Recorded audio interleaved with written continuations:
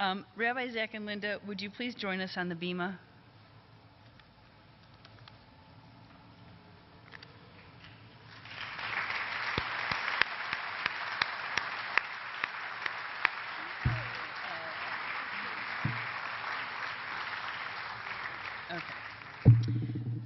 We are also happy that you chose to move with your girls, Etana, Shifra, and Meira, and make Columbus your home 10 years ago. It has been an exciting 10 years, fraught with challenge, and we know those challenges will continue to confront us. But we are confident that together we can continue to build Torat Emet and strengthen the Columbus Jewish community and all of Klal Yisrael. With you leading the way, we live up to the phrase on our cornerstone and our letterhead, Olam Chesed Yebaneh, building a world of kindness. Rabbi, Linda, on behalf of the officers, the board of directors, the membership of Congregation Torah Emet, and our family, we'd like to present you both with this original piece of glass, of artwork, by the renowned glass artist Jeremy Langford, who did the washing sinks here in the synagogue. This piece was commissioned especially for you and is inscribed in Hebrew with a passage from the book of Deuteronomy, which says, "You shall choose life in order that you and your descendants shall live to love the Lord your God, to heed his voice and to cleave to him, for he is your life and the length of your days." The life referred to in this passage is God and his teaching, the Torah. Rabbi Zack and Linda, you have overseen the creation of a house of Torah and have guided the community to become a dwelling place for the presence of God. We are taught that one who teaches Torah acquires his students as his own descendants. Your accomplishments should be a merit and a life force and lengthening of days for you and your descendants for many years to come. Thank you.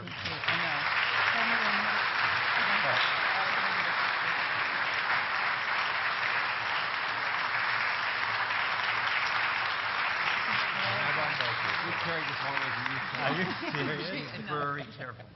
Be very, very careful. Be careful. Be very careful. Am I on?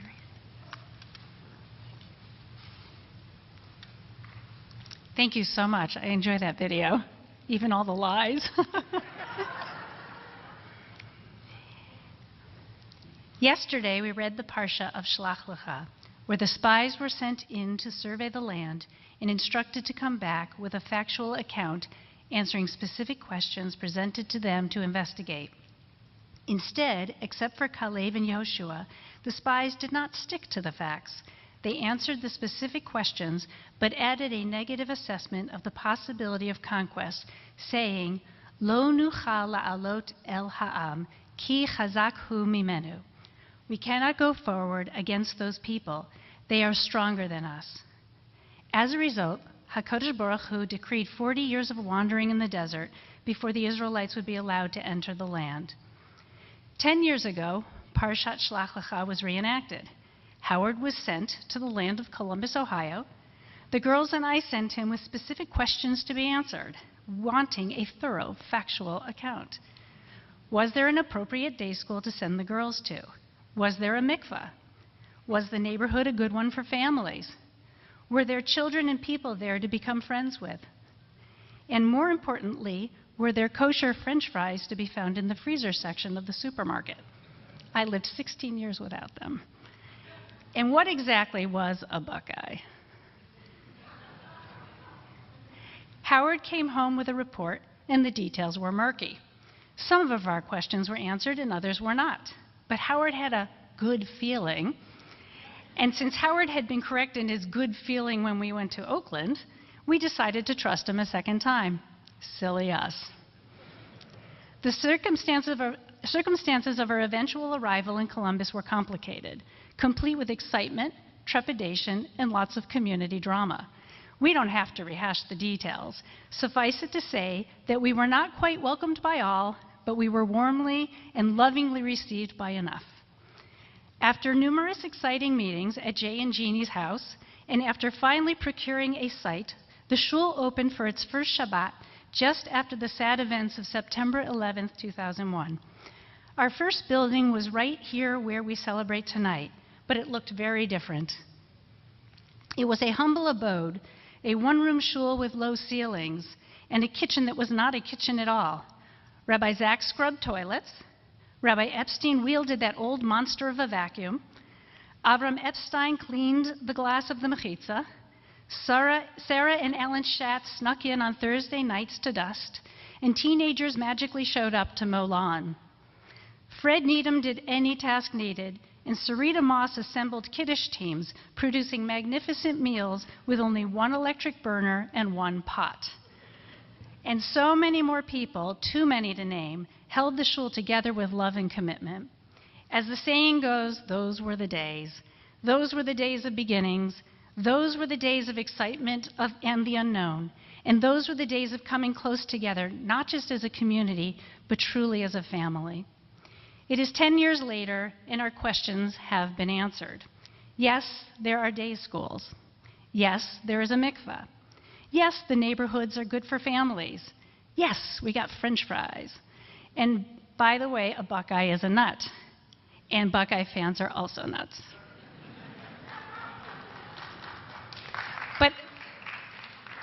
But as to the question of whether there were people to be friends with, let's go back to Parshat Shlach Lecha, to the verses where Moshe gives the spies their charge to explore the land of Canaan. Moshe instructs the spies to report back on the condition of the populace. Are the people strong or weak? Do they live in walled cities or unwalled cities, etc.? As well, they were to check out the land itself. In Sefer Bamidbar, Perek Yud Gimel, Pasuk Chaf, it says, Uma ha'aratz hashmena hi im raza, hayesh ba'etz im ayin, v'hit chazaktem u'lakachtem mipri ha'aretz. And find out what the land is, whether it is fat or lean, whether there is a tree or not. Be strong and bring back some of the land's fruits. A question arises in this verse. Why does Moshe mention the tree? After all, if they're to report back, if the land is fat or lean, wouldn't it be clear if it were fat, there would be trees present? And if fruits were to be brought back, wouldn't that also indicate that there were trees? So why mention tree? Rashi asks the same question and brings a source from the Talmud to explain it. Im yesh bahem adam kasher shiagen alehem bizchuto. Find out if there is among them an honorable person, a decent person, who will protect them with his merit. In other words, Rashi explains that eitz, tree, serves as a metaphor for an honorable, righteous person who will protect the country by his merit.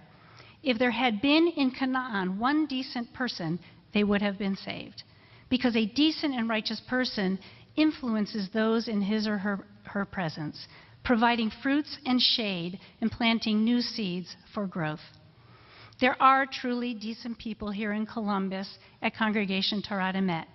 Your daily acts of goodness reflect the essence of who you are. You are trees, and the Zack family has consumed the fruits from the seeds that you have planted, and we walk in the shade that you have spread over us. From the beginning, a decade ago, you, our shul, embraced the girls and I, not simply as an appendage to the rabbi you hired, but as individuals and friends. During that first year, you helped us to make Meira's bat mitzvah wonderful and memorable.